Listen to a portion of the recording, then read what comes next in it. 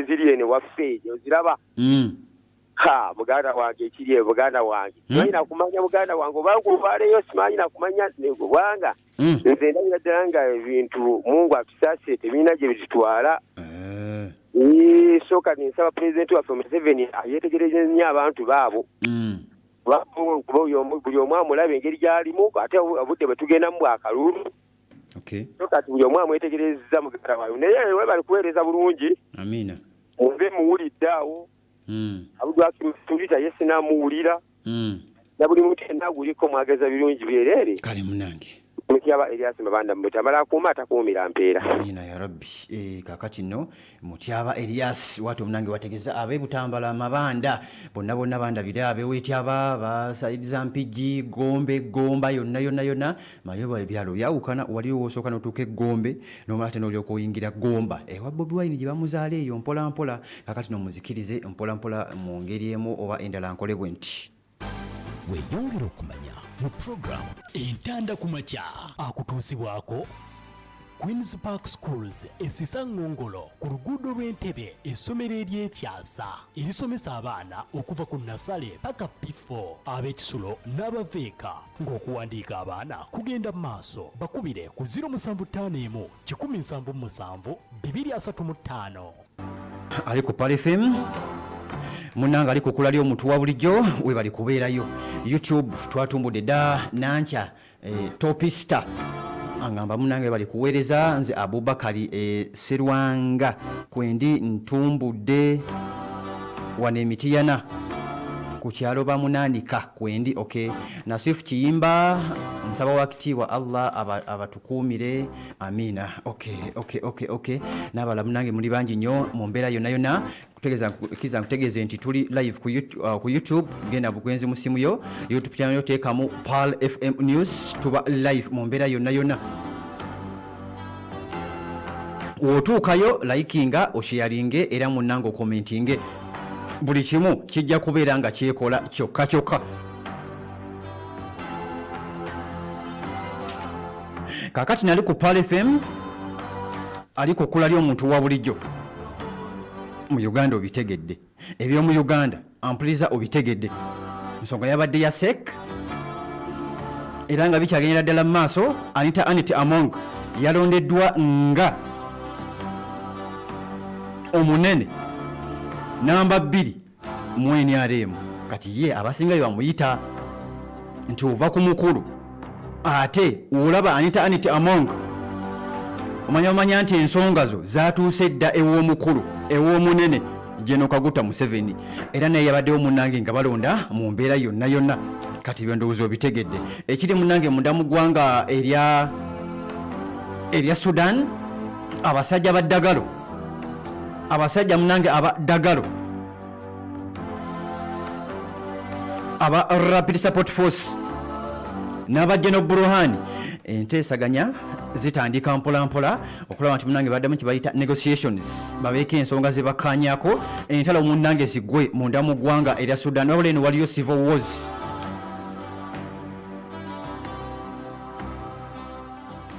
kakati ensonga ezo ngomaze okulaba nti ozitegeera akadde okimanyi mba nakatono naye mba nyina okulaba nti munnange nkumagulizaako katonotono mpola mu mbeera yonna osobola okulaba nti ate ovaawo oyinnyonnyose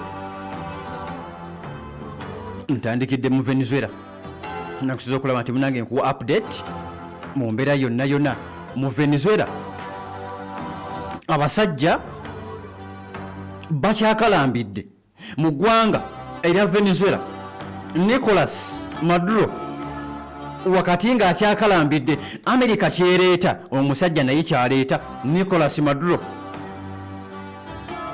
kati America yakutte emmeri 2 neziteeka ku mazzi ag'eggwanga agala okumpi munnange n'eggwanga erya Venezuela abakulembeze mu Venezuela nabo kye bakoze nga bakwata zi drone n'emmeri nabo bakutte emmeri zabadde 2 ng'eza America zeyakutte ne baziteekawo ne bakwata zi drone ne bagamba zino ziri already ezimu ziri ku mmeri ezirimu ziri mu bwengula ziyitaayita mpola nga bagamba nti bali ready okufaafaagana n'amagye g'omusajja America agasembedde eggwanga erya Venezuela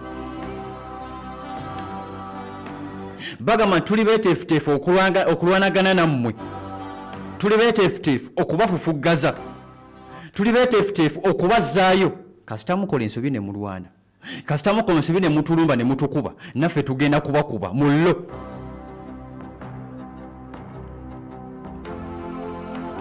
Wabula agayitaayita mu nkubo galaga nti eggwanga erya Russia, Iran, China, North Korea n'amalala.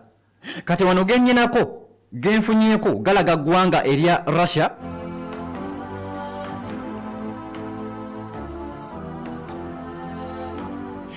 kigambibwa nti Russia egenda kukwata ezidroni 2,000 drone 2,000. Barnabas tulifena muganda wange Yusufu Ateta, abasajja abarasha kigambibwa nti bagenda kukwata drone gano gali mu nkuubo nti 2,000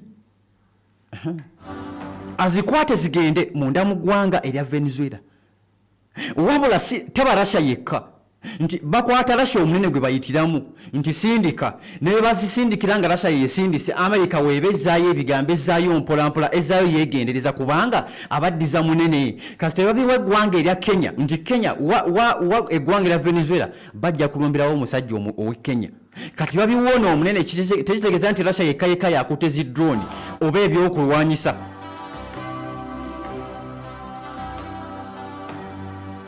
Kakati bamugamba tugenda kubikuwa, bamugamba tebagenda kuyita ku Caribbean, babagamba tebajja kuyingira Venezuela. Kasita zino drone zituuka ampuliza mu ggwanga erya Venezuela kulekerawo okuwa ebyokulwanyisa, teeka ebikola wansi. Wabula Zelensky ye ng'omuntu, Putin Trump yamugambye nti wonagaana ngenda kuteekako envumbo, wonagaana ngenda kuteekako envumbo. Aga eziri munda mu ggwanga erya Ukraine, eziri ampuliza munda mu ggwanga erya Ukraine. Omusajja omurasha azitagetinze Russia agamba kasita malo okuba zino entalo newe tuzikomyawo, Ukraine agenda kuba terina kasigazza n'akamu, ziri mu tageti za musajja mu Russia agamba ngenda kuzikuba. Kasita Zelensky agenda maaso okulaba nti ate amanyira mumanyira etampa kitiibwa, mumanyira etampa kitiibwa, ngenda kuzikuba, ngenda kumukuba muteeke wansi. Era bino byonna mbikugamba nga Germany, omanyi mulimu Abajamani abaagala Putin entalo ziggwe because bamanyi kye yabakola mu World War II. Naye waliwo abalala naddala mu gavumenti nga bagamba mukube Russia kye yatukola tukimanyi. Bano nga bagenda maaso n'okulaba nti munange bakwata ebyokulwanyisa babiwa omusajja omu Ukraine, bamugamba tugenda kuwa ebyokulwanyisa, tugenda kukuwa ebyokulwanyisa. Bagenda kukwata zi drone baziwa omusajja omu Ukraine, bamugamba twagala ogenda otukubira omusajja omu Russia. Era Germany etandikiriza okukola ekkolero munda mu ggwanga erya Ukraine. Russia amugambye kankulinde olikole ngenda ddikuba, nkugambiddewo nga bukyali wano mu Ukraine obuyinza 810 nze nsalawo erekolero muliteekewo siryagalawo nga America weesalawo mu mawanga agamu, nange mu Ukraine nze nsalawo. Germany, Russia egambye Germany nti byonna bikole, byonna bikole, ogenda kubikola, ogenda kubiteekayo byonna, naye ngenda kulikuba ekkolero, ekkolero ngenda kulikuba. Kati nzikiriza nserengete agampulizo gategedde agava sayidi zaawo ali ku Pal FM, ogenda kuzikiriza munnange ngendeko munda mu ggwanga era Isirayiri, wakati nga Isirayiri ekyali mu bikwekweto ekyalumba abasajja aba Hamas. Wabula former head of military counterintelligence service owa Isirayiri ono yali mu Isirayiri ategeza gamba amazima matuufu googerwe nti Isirayiri bukyanga ebeerawo okumala emyaka 2 n'okusoba gye tumaze wano amawanga gonna ge tulumbye gatuwangula tubadde tugakuba ne tugattira abaabwe gamala ne gatuwangula wabula ffe kyetukola tudduka mangu mu lutalo naye gaba gatuwangudde n'agamba nti ne Iraani yakatuwangula ne Iraani Ayatollah Ali Khamenei yakatuwangula juzi naye tetuwulira era ategeza gamba nti Iraani nze bino mbimanyi byembagamba nti Iraani mu myaka egijja mu maaso ddala agenda kubanga yensi esibukamu zi nuclear. Iraani we mutaweerwe egenda kubanga yesaba nuclear kuba kati essaawa zino saba nuclear ye musajja omurasha kati Russia naye kyakola kubanga Putin kati yalengeredde maaso yalengeredde wala akimanyi nti akadde konna ayinza ova mu buyinza abala ne bakulembera kati agenda asiga ensigo mawanga amalala naddala eggwanga erya Iraani. Kiriza nkutegeeze nti mu Iraani mulimu amakolero g'omusajja omurasha tagateekamu talina wa kugateeka wabula yeeteekerateekera kijja. Putin ensi weetuuse ne Russia wagituusiza tamanyi nti waliwo abasobola okutwala Russia maaso ng'avuddewo.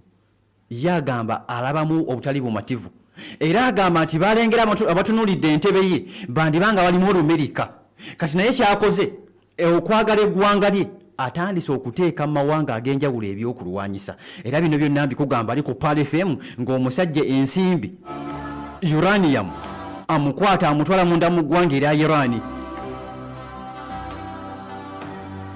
Era bategeza bagamba bano basajja bazitayi bategeza bagamba nti Israeli tutadde ensimbi nnyingi nnyo mu ggwanga erya Iraani tusobole okukuba Iraani banange bikyagaanye. Era onawa amagezi ava yategeza gamba tutadde nnyo pressure ku musajja Trump tutadde nnyo Trump ku nsonga za nuclear tumutadde ku pressure naye ampuliriza agamba nti Iraani esigala y'amaanyi.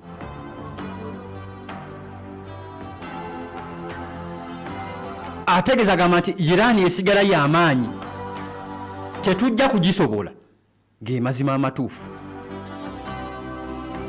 Agamba tetugenda kusobola ggwanga lya Iraani tubeere bagezi tugende mu nteeseganya oba tuleke Iraani akole byakola kubanga wakola byakola. Israeli yegamba nti cabinet egamba nti wetumuleka n'akola byakola agenda tuuka akadde atufuukire ekizibu ajja atulumbire eddala atukube atuggyeko eggwanga lyaffe lye twalwanirira kati katumukube katumugjewo ng'obudde bukyali ensonga zitambule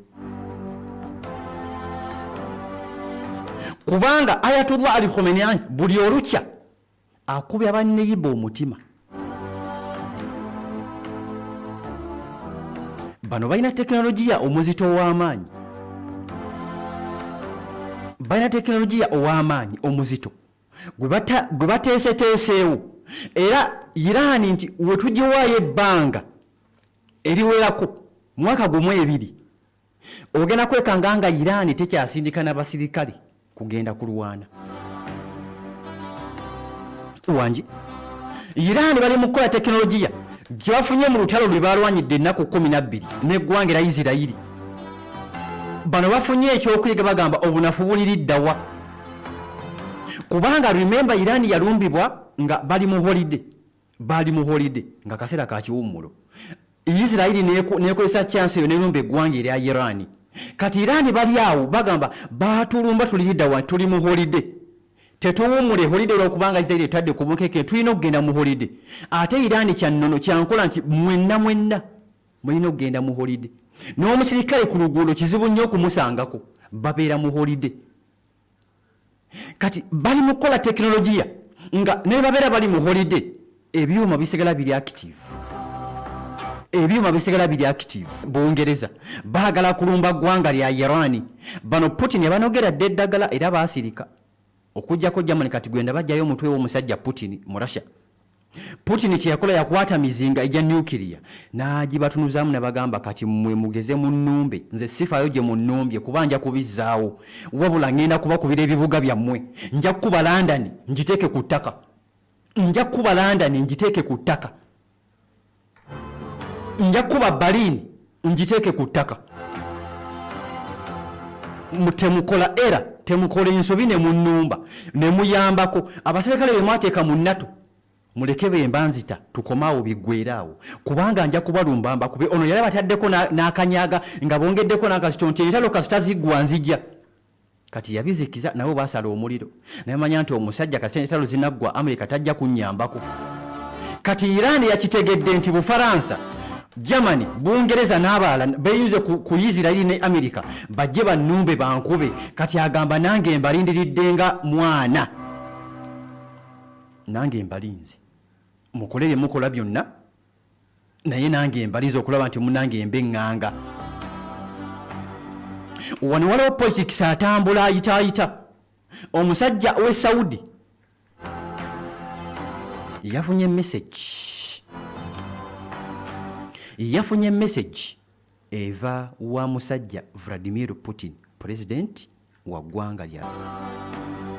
Tebeyinaako buzibu, wabula obuzibu bwe bujjira nti Russia akolagana ne Iran takolagana nnyo na Saudi Arabia. Omukwano gwabwe gwakwebuuzaako gyebale nti hayi gwa classmate abeebuuzaako obwebuuza, gwa workmate abeebuuzaako obwebuuza, abatali ba mikwano egiri awo. Bano lwaki ekibaawula eky'amaanyi ng'oggyeko bino ebiriwo? Saudi Arabia egamba nti ye kabaka w'obusiraamu, Iran naye egamba nze kabaka w'obusiraamu. Ekiri mu byafaayo katugenzeeko deep. Ne Iran egamba nze kabaka w'obusiraamu. Kyova olaba nga weba Amerika we yamanya ekyo neekwata ensimbi n'eziwa Saudi neemugamba genda onkubira Iran omugjewo. Kyova olaba nga Saudi teyagaana. Amerika yasuubiza Saudi amugamba nja kubaakinga. Kyova olaba nga Saudi teyagaana olw'ensonga nti akuba mulabe we ono kasita avaawo. Saudi agenda kuba yeegazaanya nga yakulembera abasiraamu bonna bafukamira mu Saudi Arabia.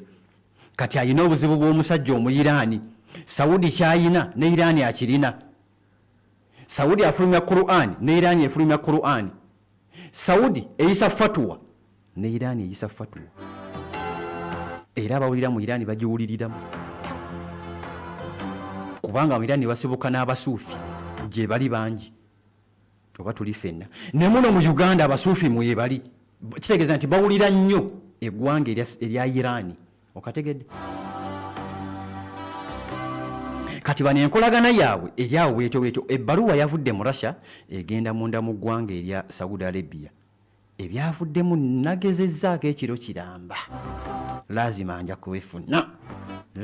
nja kubifuna oyagala toyagala.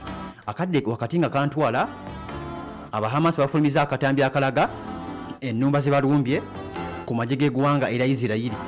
Abahamas bafulumiza munanga akatambi kalaga engeri gye balumbye munanga eggwanga era Isirayiri nga balumba amagye gaabwe.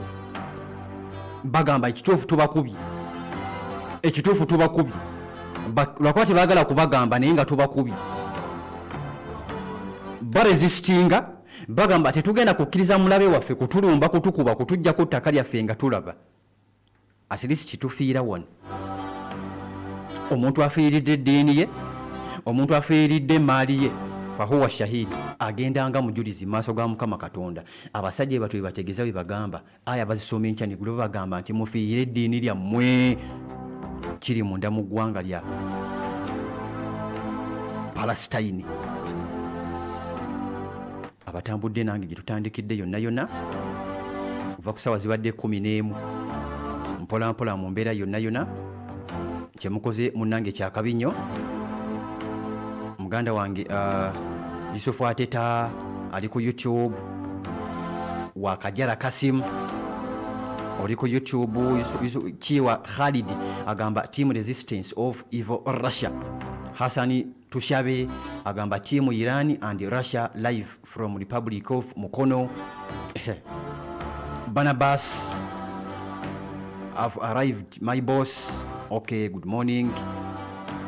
Mutebi Ahmed Irani bakube nabo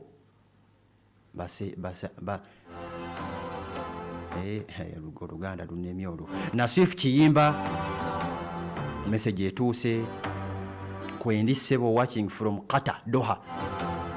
Okay, Njagala Jabir, good morning, assalamu alaikum. Okay, wa alaikum salam. Nabala munange banji nnyo nyini ddala mu mbeera yonna. Bosa Moses obubaka munange butuuse, ebale kulaba nti ate naawe kwoli mu mbeera yonna. Al Adhilla Islamic Media n'abagambye naffe tuli live mu mbeera yonna namwe munange mwale kulaba nti mukwasaganya. Mukkirize nkomi wano nja kutandikira olunaku olw'enkya lwakutaano inshallah. Mukama Katonda wanaaba ayagadde kakwasibwa nanga abettu ly'omukeeze ate bakwongereyo wano w'enkomi bagenda kulaba nti munange batandikira mu mbeera yonna. Assalamu alaikum wa rahmatullahi wa barakatuhu. Musibe bulungi era mweraba.